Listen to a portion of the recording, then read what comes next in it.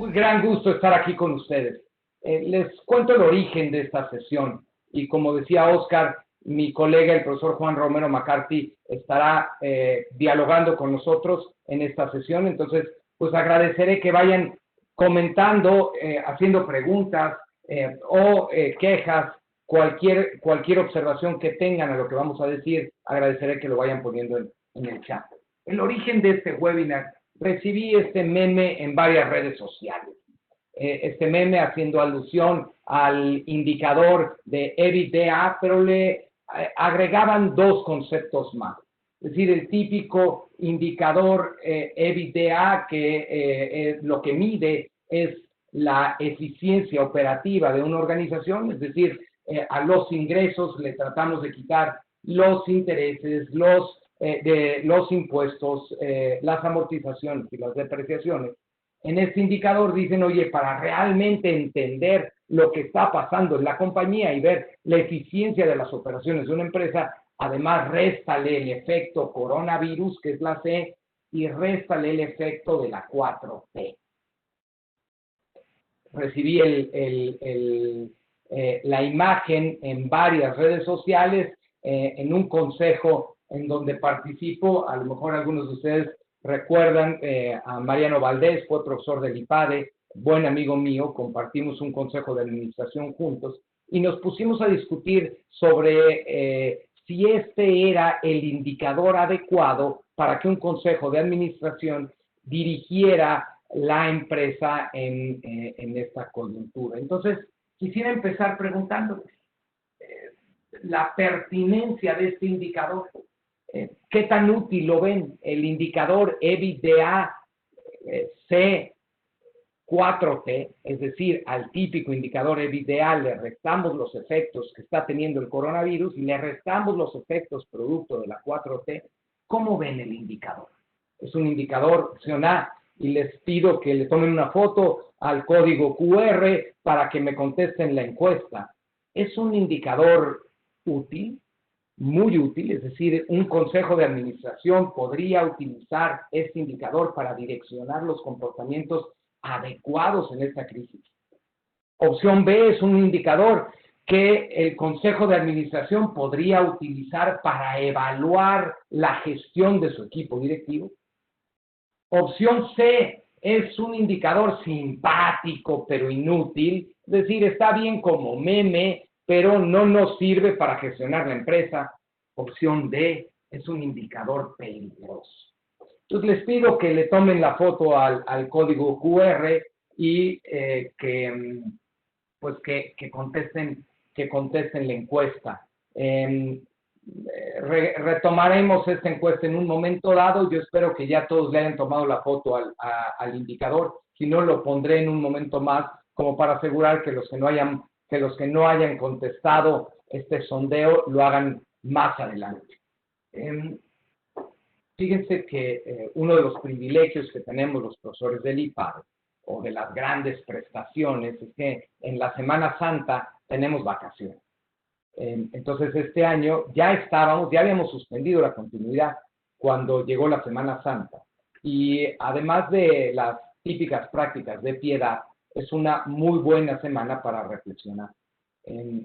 Yo aproveché la Semana Santa como para evaluar lo que se venía. Había dialogado con muchos de ustedes, con muchos empresarios en el Bajío, en Guadalajara, en Culiacán. Durante esos días recibí llamadas, hablé con colegas y el lunes que regresamos al trabajo, obviamente en esta modalidad de home office, le escribí una carta a mi equipo de trabajo, a mis colegas, los que trabajan conmigo en el IPADE. En esa carta hacía referencia a las famosas palabras que pronunció Winston Churchill cuando asumió la cabeza del gobierno en el Reino Unido. Winston Churchill dijo en aquella ocasión, blood, toil, tears and sweat. Es decir, le estaba diciendo a sus conciudadanos que lo único que podía ofrecerle era sangre, esfuerzo, lágrimas y sudor. Yo le decía a mi equipo de trabajo, me parece que eso es lo único a lo que podemos aspirar en los próximos meses. mucho esfuerzo, sudor, lágrimas y sangre. Y lo comenté con algunos amigos y les decía, yo creo que esa es la arenga que los empresarios en México tienen que hacer. En 1995, después de aquel trágico error de diciembre que ocasionó una de las peores crisis económicas en México, Carlos Llano primero dio una serie de conferencias. Vino a Guadalajara, fue a las distintas sedes del país para dialogar con los empresarios. Hace unos días, en una reunión del Consejo Consultivo de la Continuidad, Pepe Plasencia me recordaba aquella conferencia. Y Carlos Llano dio una conferencia donde hablaba del miedo, donde hablaba de lo que estaban sintiendo los empresarios. En ese momento era miedo. Luego escribió un artículo publicado en Istmo, al que le interese el artículo, lo tenemos también publicado en Management Alert, o me lo puede pedir y encantado se los mando. El artículo de Carlos se llamaba El empresario ante el miedo. Y decía Carlos en aquella ocasión que la gran dificultad cuando estamos en una situación peligrosa es evaluar las verdaderas dimensiones del peligro. ¿Qué tan peligrosa es la situación? Y Carlos decía que en ese momento es donde se distingue al empresario de los demás seres humanos, porque el empresario por oficio tiene que aceptar y gestionar el riesgo. Repito, en una situación peligrosa, la verdadera dificultad es evaluar qué tan delicado, qué tanto es el peligro que tengo. Y ahí el empresario se distingue de todos los demás. El empresario por oficio es valiente y por lo tanto acepta y gestiona el riesgo. Carlos Llano utilizaba una definición de empresario muy parecida a la que tiene la Real Academia de la Lengua. Para la Real Academia de la Lengua, empresario es todo directivo en una organización. Y Carlos Llano decía, no es lo mismo empresario que funcionario. No es lo mismo empresario que propietario. Fíjense lo interesante del concepto de Carlos. Él decía, el funcionario, y hablaba Carlos Llano despectivamente de los funcionarios. Hoy le llamaríamos al concepto, o sea, para actualizar lo que Carlos Llano decía de funcionario, le podríamos llamar burócrata o godines. Carlos Llano decía que el funcionario se esconde bajo el paraguas de una organización y pone como prioridad la seguridad y evita las situaciones peligrosas. Y decía que el propietario huye. Carlos Llano decía que el capital es típicamente huidizo, porque busca las mejores oportunidades de inversión, la mayor rentabilidad. Y entonces está huyendo ante situaciones peligrosas. Pongo en contexto, 1995 pues fue una época de los famosísimos capitales golondrinos, huían ante situaciones peligrosas. Muchos de ustedes tienen dos cachuchas. Tienen la cachucha de empresario, es decir, directivo de su organización, que por naturaleza son valientes, afrontan y gestionan el riesgo. Pero muchos de ustedes también son propietarios. Es decir, estoy seguro que en esta situación de miedo están viviendo una gran tensión. ¿Qué hago? ¿Huyo y busco mejores oportunidades de inversión liquidando mi empresa? ¿O como un buen empresario valiente afronto el riesgo? Esperemos ayudar en esta sesión a esta tensión. ¿Qué estamos viviendo? Riesgo, ya lo decíamos. Altísima incertidumbre. Cambio en el status quo. No son tiempos fáciles. En este contexto, ustedes como empresarios están llamados a la acción. Su rol como líder de sus organizaciones es ser una guía para llevar a la normalidad y después impulsar una nueva realidad. En este libro, Gulati un libro muy interesante que se llama Reorganize for Resilience. Analiza que en una crisis típicamente sobreviven el 60% de las empresas. Repito, es un estudio publicado en el año 2009. 60% de las empresas sobreviven, 40% no sobreviven. Es decir, necesitamos que nuestras organizaciones estén en el lado de la sobrevivencia. No solo eso, hay que lograr salir fortalecido de la crisis, sobrevivir y sobrevivir bien. Un estudio más reciente, el Boston Consulting Group, estudia un grupo de empresas asiáticas, europeas y norteamericanas desde la crisis financiera del 2008 hasta el 2020. Es decir, un periodo muy interesante de qué fue sucediendo en la crisis. Lo que el Boston Consulting Group quiere es identificar a los de mejor desempeño. Es decir, en un periodo tan largo de tiempo, ¿qué pasó?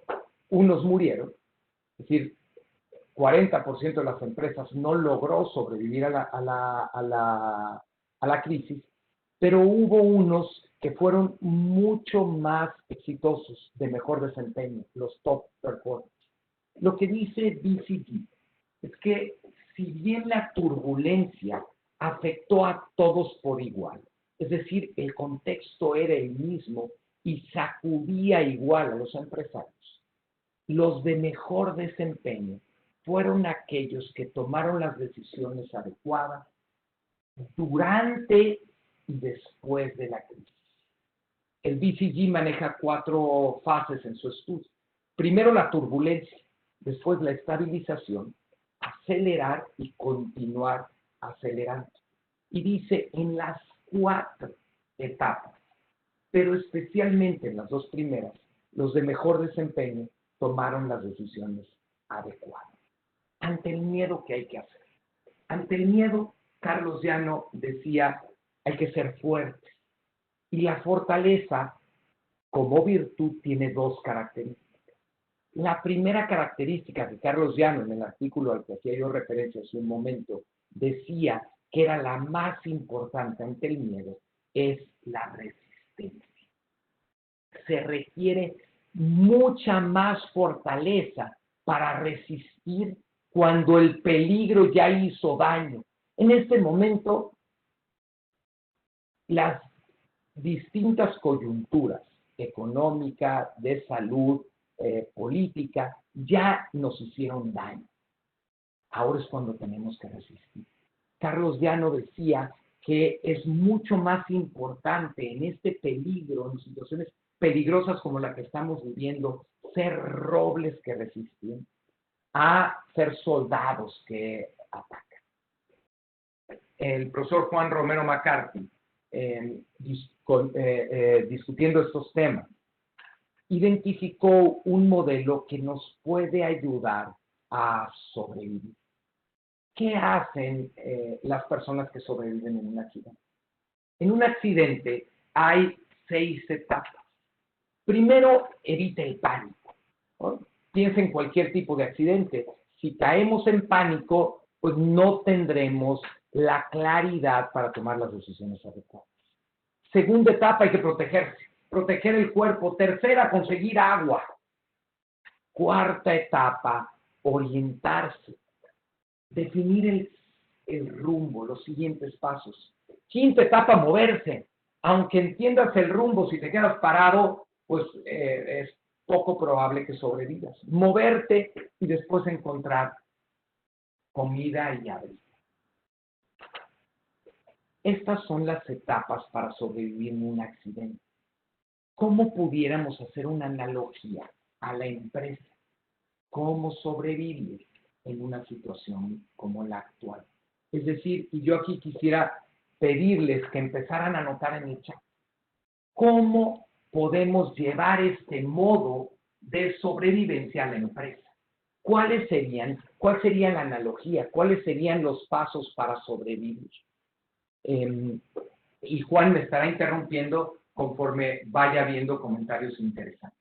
Pero bueno, como somos profesores de control, seguramente ya estarán pensando que para implementar este modo de sobrevivencia necesitamos medir. Nosotros enseñamos que las mediciones se enfocan, que las mediciones focalizan la atención y por lo tanto en una organización lo que se mide se hace y lo que no se mide se tiende a ignorar. Es decir, uno de los mecanismos más importantes en los procesos de implementación de una estrategia es tener los indicadores y las mediciones adecuadas. La pregunta ahora sería, ¿qué debemos de medir para poder implementar un modo de supervivencia? Y retomo el indicador inicial. Y retomo la encuesta. Entonces, a todos aquellos que no hayan contestado la encuesta, les pido que la hagan en este momento. Para ustedes, el indicador EBITDA 4C, es decir, al típico indicador del EBITDA, prestarle además los efectos del coronavirus y los efectos de la 4T, ¿qué opinan del indicador? Opción A, es muy útil. Opción B, es un indicador que puede ayudar a un consejo de administración o a la alta gerencia de una empresa a evaluar la gestión de su equipo directivo. Opción C, es un indicador simpático, me hace reír, pero es inútil. Es decir, se queda en un buen meme. Opción C es un indicador peligroso. Entonces, espero que ya todos hayan contestado la encuesta, foto al código QR y que contesten la empresa. La encuesta. Juan, ¿tú pudieras ayudarnos con los resultados? Claro, Toño. Voy a compartir mi página.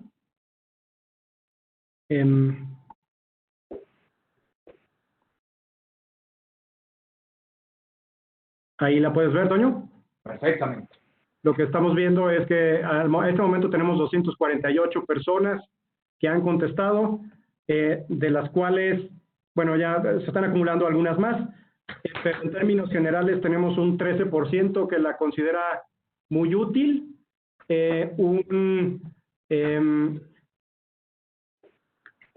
sigue actualizando esto, tenemos un poquito menos de 50% que la considera de buena ayuda al consejo. Tenemos cerca de un 20% que la considera simpática y tenemos otro tanto, 20%, que la considera peligrosa. Vale la pena contrastar que cuando hicimos este ejercicio hace un rato con los participantes del grupo MEDEX, prácticamente fue una muestra mucho más pequeña, eso hay que decirlo, pero ninguno de ellos lo consideró útil, es decir, ninguno estaba en la primera categoría. Había una minoría pequeña de que lo consideraba simpático y básicamente el grupo se dividía en personas que creían que podía ayudar al consejo y otra parte importante del grupo que pensaba que podía ser peligroso. Aquí la distribución en una muestra mucho más grande de 260 personas a estas alturas es distinta. Fíjense, dicho esto, casi el 64%, 65% lo utilizaría a lo mejor como uno de los indicadores para activar el modo de supervivencia. ¿Qué pensamos nosotros de este indicador? Y si me permites, Juan, regresar a mi presentación y bueno, tengo la gran ventaja que Oscar Carbonell está aquí y entonces seguramente si Juan decimos alguna imprudencia financiera, Oscar, por beneficio de los participantes, nos corregirá inmediatamente. Pero ¿cuál es el problema de este indicador? El problema de este indicador es que el EBITDA es uno de los indicadores más usados por los consejos de administración para medir la rentabilidad de una organización. Es decir, mide los resultados de la operación de una empresa y enfoca la atención en mejorar el resultado de la operación. Por eso lo usan los consejos de administración. Mientras más alto, mejor. Hay una gran confusión en el uso del EBITDA. El EBITDA no es objetivo, ni refleja el flujo de efectivo, porque no incluye las variaciones en el capital de trabajo. Es decir, si utilizamos el EBITDA o su variante, el EBITDA C4T, como una aproximación de flujo de efectivo, estaríamos cayendo en la categoría de un indicador peligroso. Cuidado con utilizar este indicador en estos momentos de crisis. El EBITDA serviría para justificar que no hayamos alcanzado los resultados. Es decir, probablemente podría ayudar para evaluar la gestión si quisiéramos quitarle los factores controlables. Entonces, si lo que ustedes quieren es justificarle al Consejo de Administración por qué no alcanzaron el presupuesto, o ir con el corporativo en los Estados Unidos y decir por qué no alcancé el presupuesto, entonces el EBITDA 4T pudiera ayudar, porque justifica, mira, pues no alcancé el presupuesto, pues porque nos cayó el coronavirus y nos cayó la 4T, entonces, pues por más que lo hiciera, no lo iba a lograr. Pero foco. Ahora lo verdaderamente importante es el flujo de caja. Para lograr la sobrevivencia de la empresa, lo que necesitamos es flujo de caja.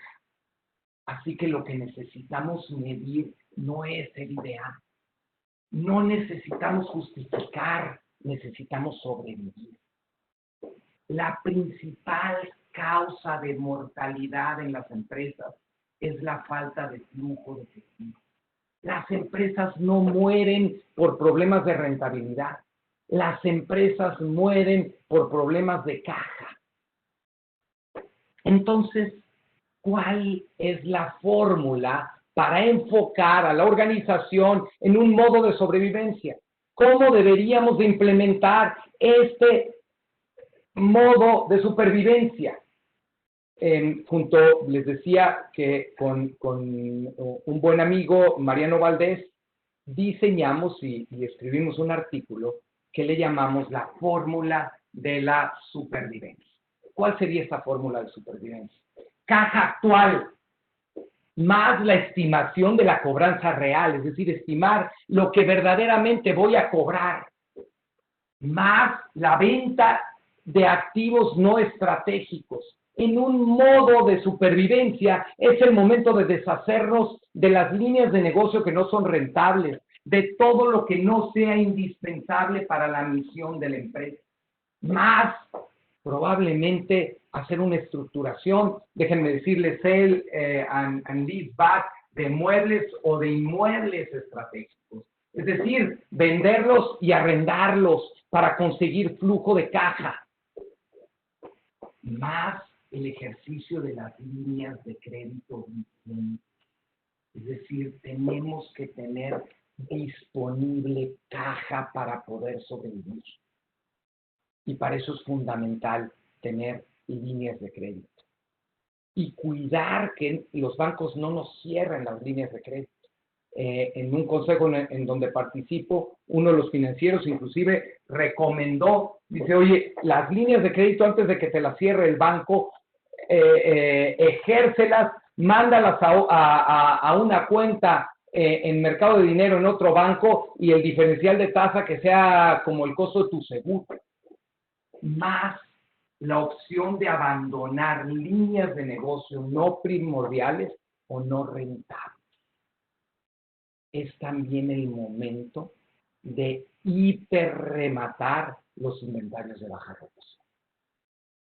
Nuevamente, modo de supervivencia. Rematemos los inventarios que rotan poco. Todos los obsoletos que tenemos aquí, es el momento de rematarlos. El nombre del juego se llama flujo de caja. Como nos ha enseñado Oscar Carbonell, cash is King más aportaciones.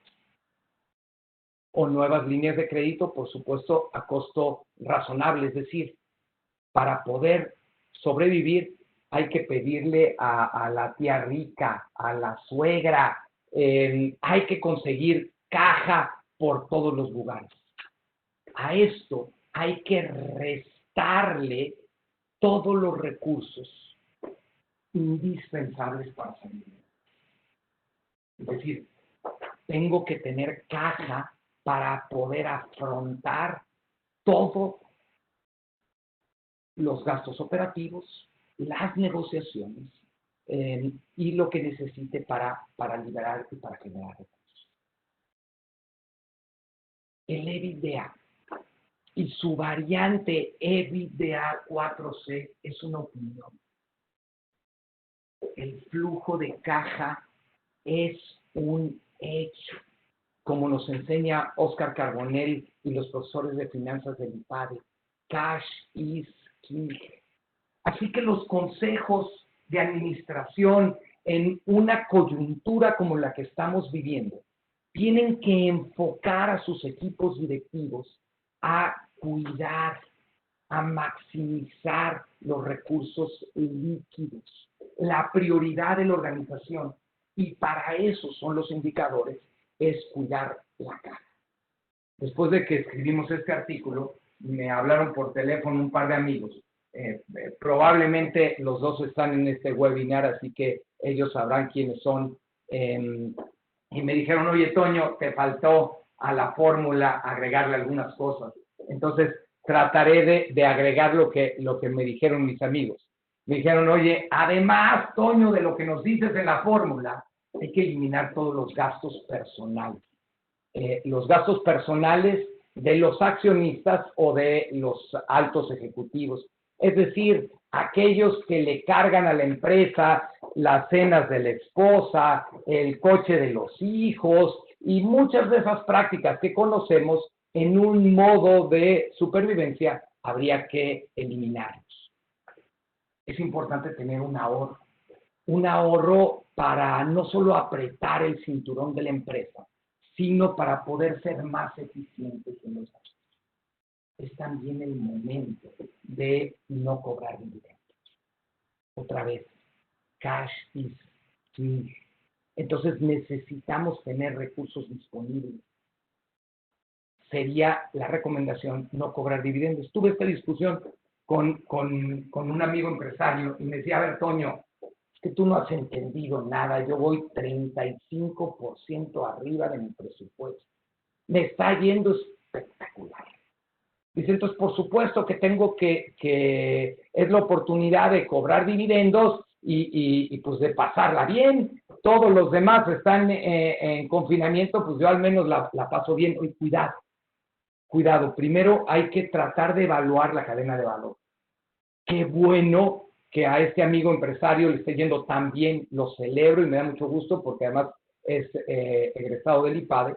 Y ustedes saben que nos da gusto siempre que a un egresado del IPADE le va muy bien, pero cuidado, porque hay que evaluar cómo le está yendo a los proveedores, cómo le está yendo a los clientes.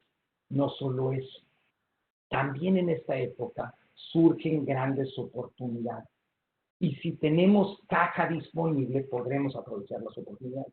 Hoy recibí en la mañana, y también seguramente quien me mandó ese WhatsApp está conectado al webinar y le mando muchos saludos. Me mandó el WhatsApp un amigo que me decía, oye, tengo un terreno en la playa, no sé cuántas hectáreas, y pues el dueño necesita caja y lo está rematando. Y bueno, era para el precio metro cuadrado, lo que lo estaba vendiendo, casi era ridículo, ¿no? Entonces, es cuando dices, ¿para qué gasté cuando va a haber oportunidades como esta? Entonces, otra vez, cash is king.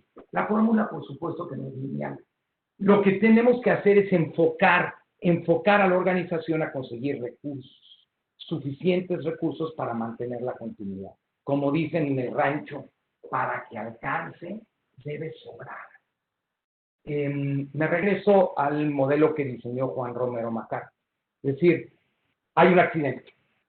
Y en el accidente ¿Qué hacemos? Evitamos el pánico, protegemos el cuerpo, conseguimos agua, nos orientamos, vamos al rumbo, nos empezamos a mover y encontramos comida y agua. ¿Cómo lo implementamos y cómo lo llevamos esto a un modelo de nuestra organización? La crisis, la coyuntura actual. Primero, evitar el pánico.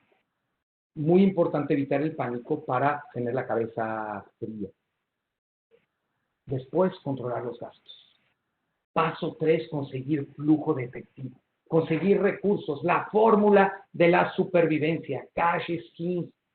4, definir el rumbo. 5, moverse rápido y con seguridad. Y 6, encontrar nuevas fuentes de ingresos y nuevas fuentes de rentabilidad.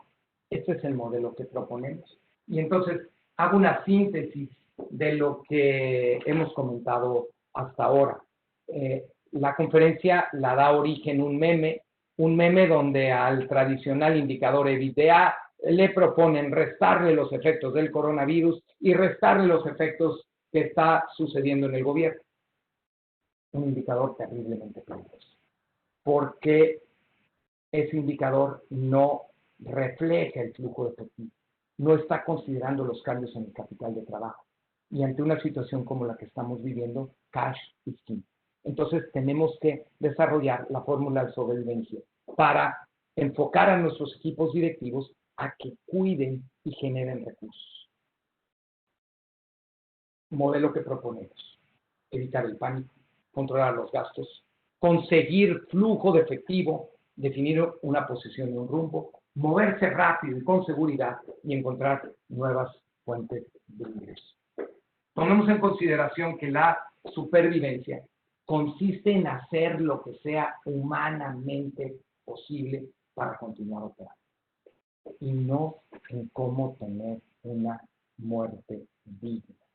Me acordaba cuando preparábamos este webinar de Fernando Marcos, y seguramente algunos de ustedes recordarán. Fernando Marcos era un cronista deportivo, además de muy simpático. Había sido jugador de fútbol y había sido entrenador y ya en el final de su vida se volvió comentarista deportivo y terminaba siempre con sus 3 palabras. En el partido de México contra Alemania, en el Mundial de México 86, que perdimos en penaltis ante los alemanes, Fernando Marcos decía: estoy harto de las derrotas gloriosas. México siempre tiene derrotas gloriosas. Hizo en el resumen del partido desde Cuauhtémoc hasta el juego de México con Alemania, recordó todas las derrotas gloriosas de nuestro país y decía: no, ya lo que queremos son victorias. Me acordé mucho porque no se trata de tener una muerte gloriosa, se trata de sobrevivir. Y después de sobrevivir, la segunda característica de la fortaleza. Carlos Llano decía que ante el miedo el hombre fuerte tiene que resistir, pero ya que resistimos, tenemos ahora sí que acometer. La segunda característica de la virtud de la fortaleza es la acometividad. Así que el empresario valiente tiene que investir con ímpetu. Esto implica proyectar la compañía a una nueva realidad, a un nuevo futuro, para que salga fortalecida, motivada y apuntando al futuro que nosotros diseñamos. Para ello es necesario imaginar escenarios ante un entorno sumamente turbulento, innovar y generar ingresos. Dejando el modelo que diseñó mi colega, el profesor Juan Romero McCarthy, yo le cederé a él la palabra para que pues abramos el diálogo con los participantes. Preguntas, quejas, comentarios. Adelante, Juan. Gracias, Toño. Aquí he ido viendo algunos comentarios que agradezco mucho a todas las personas que los están vertiendo, tanto comentarios como preguntas. Hay una pregunta que me parece bien interesante, a ver qué opinión tienes, Toño. respecto a si crees que todavía es válida la premisa o ese principio de que el dinero más caro es el de los accionistas. Como supongo que refiriéndose a una potencial fuente, ¿no? de dinero. Yo contestaría que el dinero más caro es el que no tienes.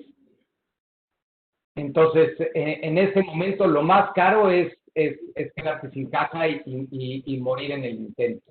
Oye, sí, por supuesto que generar aportaciones es el dinero más caro, ¿no? O sea, los accionistas es lo más caro, y ahí los financieros podrán pensar en mejores ideas de generar recursos, de generar fuentes más baratas, ¿no? Cuidado también con pues escoger tanto a los proveedores, que si me voy a la fuente de dinero más cara, efectivamente son los accionistas y los proveedores serían la más barata, pero si en esto también destruimos nuestra cadena de valor, nos va a costar más trabajo después salir adelante. Entonces, creo que merece un análisis integral y ahora yo diría, lo importante es enfocar en la supervivencia, pero también cuidando los demás elementos. No sé, Juan, ¿tú qué opinas al respecto?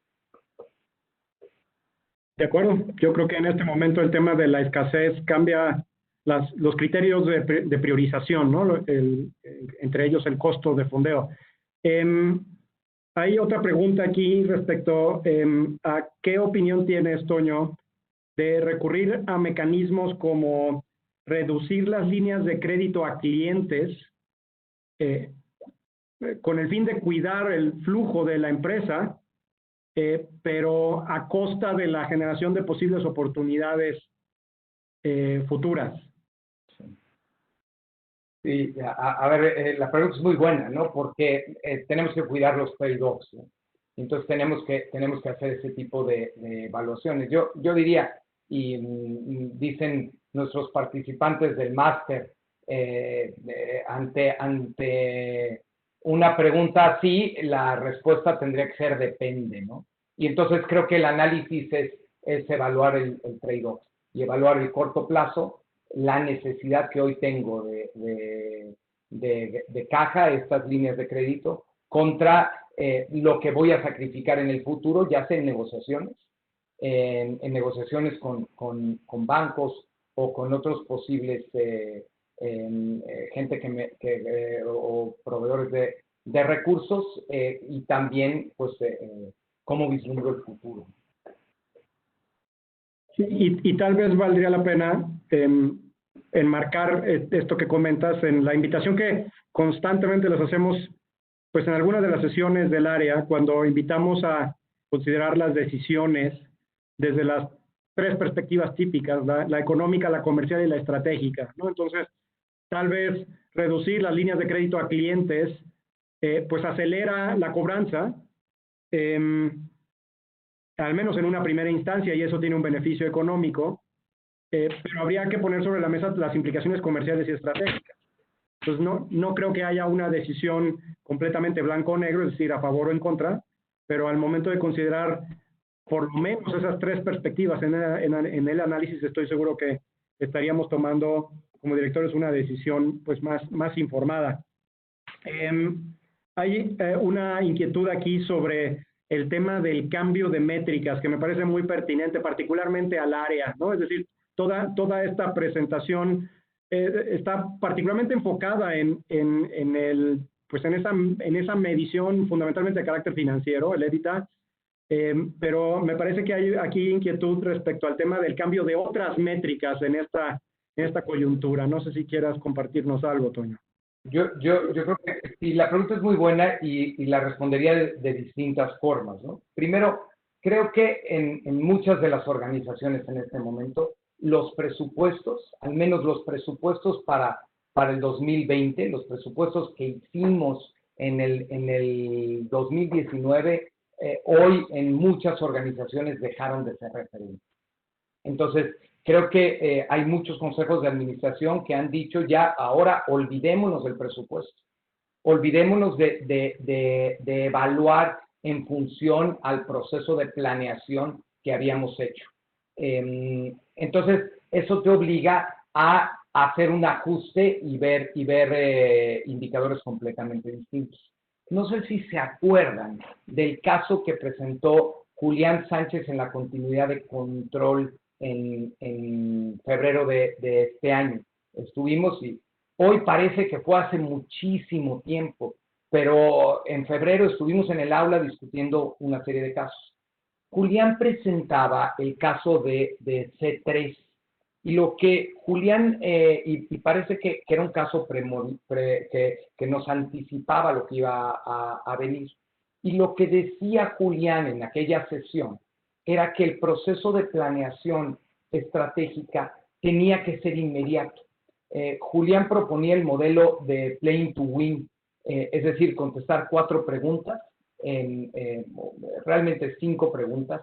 ¿Cómo veo el mundo? ¿Qué creo? ¿A qué aspiro? ¿Cómo voy a ganar? ¿En dónde voy a competir? ¿Y qué capacidades necesito? Y entonces Julián lo que proponía junto con la sesión del caso de C3 era hacer esto con muchísima mayor frecuencia.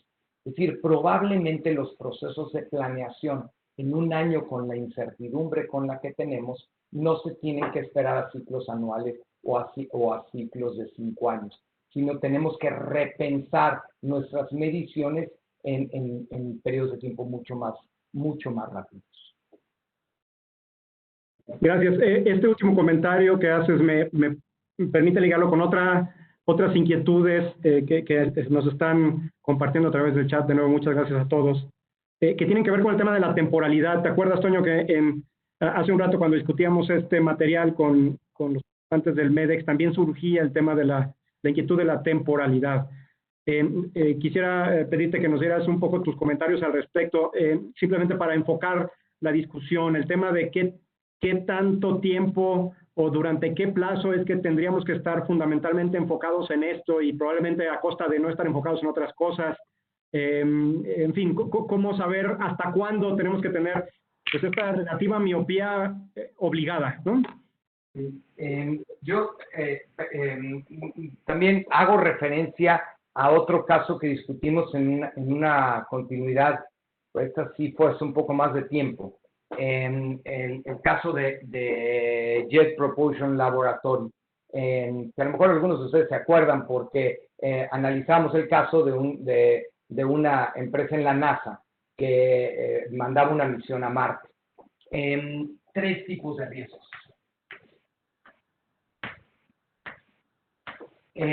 Los riesgos, vamos a decir, los riesgos típicos del negocio, riesgos de business as usual, los riesgos que normalmente estamos acostumbrados a gestionar. Para estos riesgos, las temporalidades y las herramientas de control para gestionarlos, pues son las herramientas de control típicas, los presupuestos, los tableros de control y temporalidades de, pues a lo mejor, periodos de 1 año, periodos de 5 años. Hay segundo tipo de riesgo, los riesgos de innovación.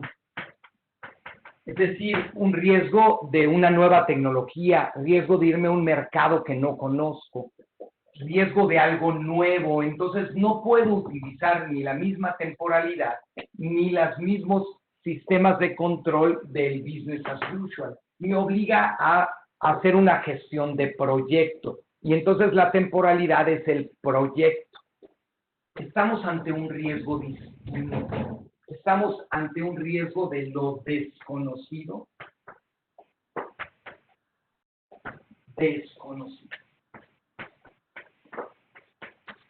Por eso lo más parecido a esto es andar en el espacio exterior. Entonces, la temporalidad se vuelve completamente distinta y las herramientas que necesitamos son otro tipo de herramientas. Me parece que valdría la pena, me regreso al flujo de caja, valdría la pena de tener proyecciones con una periodicidad muy frecuente, vamos a decir, proyectemos el flujo a 3 meses y revisémoslo cada semana. Pero al mismo tiempo valdría la pena entender qué otros riesgos tenemos en las otras dimensiones y utilizar mecanismos mucho más interactivos para poder entender y gestionar este tipo de riesgos. No sé, Juan, si contesté la pregunta o luego ya ves que los profesores echamos unos rollos espantosos, entonces espero no haberlos aburrido. Sí, yo me atrevería simplemente a añadir que todos sabemos que estamos viviendo momentos de altísimo nivel de incertidumbre. Nadie sabe qué va a pasar en 6 meses, ¿no? Hoy se empieza a platicar de que hay una vacuna, ¿no? Que tiene ciertas probabilidades de estar relativamente pronto, pero podría ser que no. Si uno, de hecho, se va a la página de la farmacéutica que lanzó esa noticia, estoy hablando de una farmacéutica que consiguió, digamos, como los permisos de la Universidad de Oxford para producir la vacuna que están desarrollando ahí, y si uno lee las letras chiquitas, es muy curioso porque dice, tal farmacéutica sabe que la vacuna podría no funcionar, ¿no? Es decir, es una gran apuesta y de verdad que ojalá y funcione, pero pudiera ser que no. Entonces, aun cuando hay algunos elementos de poco, digamos, de claridad, ¿no? Que se empiezan a abrir en esa gran nebulosidad del ambiente, creo que todavía estamos en un ambiente de mucha incertidumbre. Y en este momento me parece que es muy difícil decir si este enfoque de supervivencia o este modo de supervivencia es algo que tendremos que estar aplicando por el próximo mes, por los próximos 2 meses o por los próximos 6.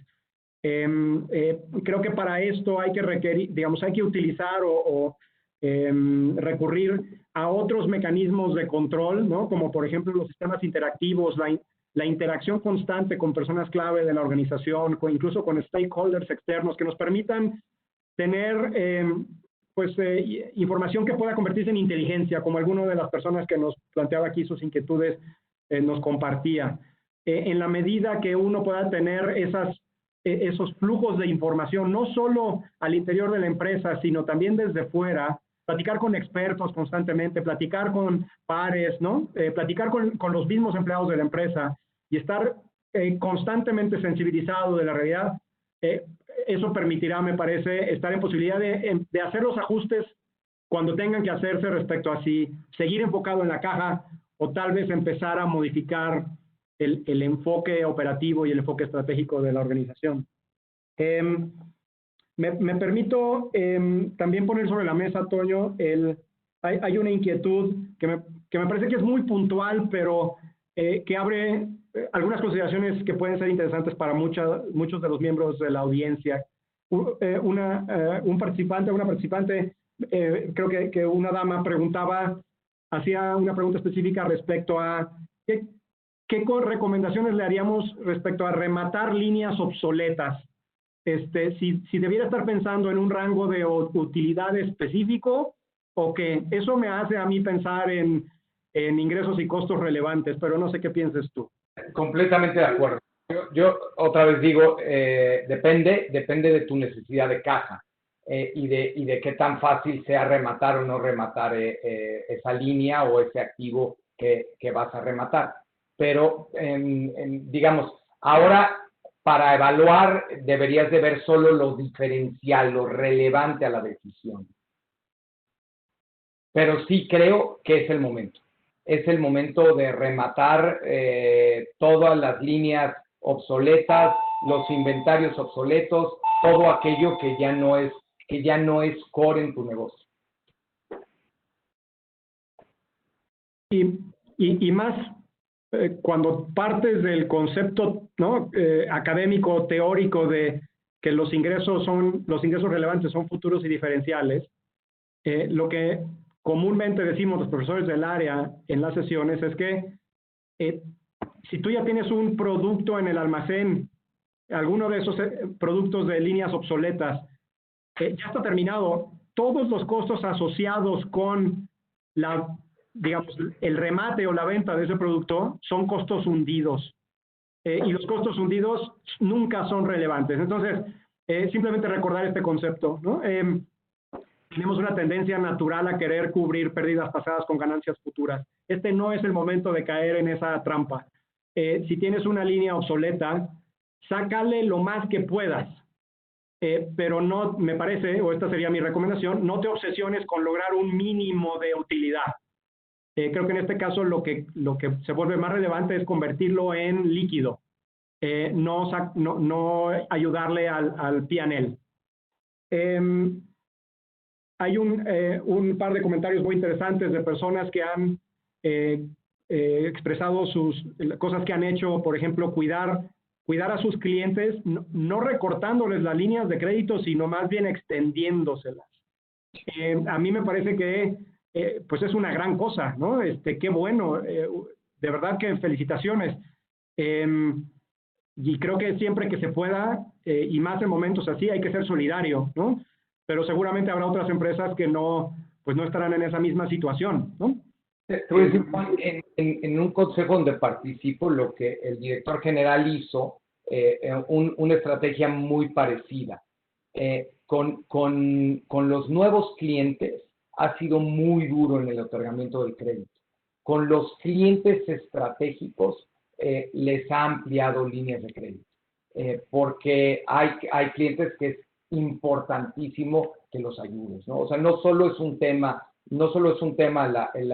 el comentario que nos hacen, no solo es un tema de generosidad o de solidaridad, sino también es un tema de evaluar el futuro, ¿no? Porque vas a necesitar a esos clientes y lo mismo podríamos pensar en situaciones similares con los proveedores.